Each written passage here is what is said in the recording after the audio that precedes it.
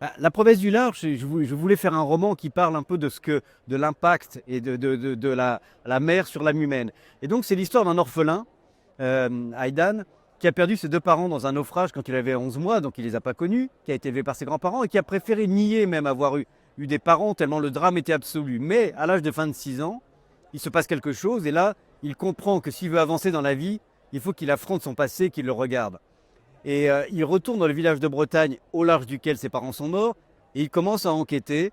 Alors il rentre dans cette ambiance de ce village où il y a un peu une culpabilité collective d'ailleurs, mais surtout il rencontre une femme qui va l'ouvrir à la mer et tout ce paradoxalement, alors que la mer avait causé son malheur, c'est par la mer et la navigation et que ce garçon en fait va se reconstruire, se trouver, trouver son unité. Et donc c'est tout un chemin oui, de résilience et de rédemption et reconstruction par la mer. Alors, j'aime beaucoup la mer. Évidemment, je ne prétends pas être un grand marin, mais je navigue à la voile. C'est pour moi la mer est le lieu juste, l'endroit aussi qui m'a aidé à m'équilibrer. Enfin, c'est l'endroit très important pour moi. J'ai eu aussi des jeunes années dans la marine nationale, comme jeune enseigne de vaisseau, chef de quart. Donc voilà, la mer joue pour moi un rôle essentiel depuis le début, même si encore une fois, je n'ai aucune prétention de grand marin. Oui, alors il y a un très beau palmarès quand on voit que des gens comme Schoendorfer, par exemple, ont eu ce prix. Moi, je suis très honoré de l'avoir.